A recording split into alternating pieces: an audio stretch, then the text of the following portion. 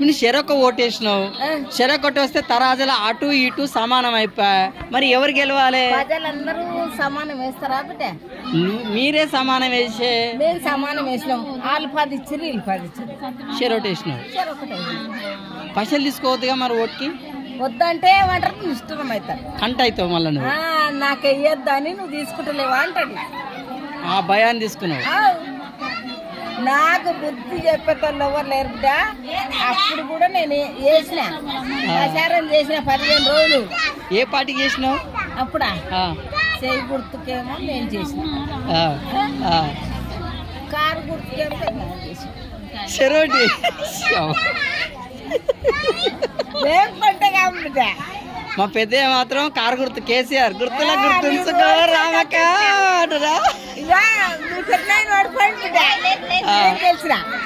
నువ్వే గెలిచినావు. గుర్తులా గుర్తుంచుకో రామక్క అని చెప్పిండు.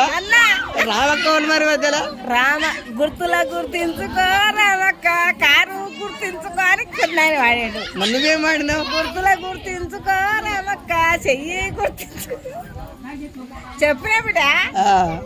నేను మటుకు అవ్వదు. నాకు ఇక్కడ ఎవరు పెడతారో నేను అల్లంటే తిరుగుతా బిడ్డ. మంచిగా ఉంది మీది.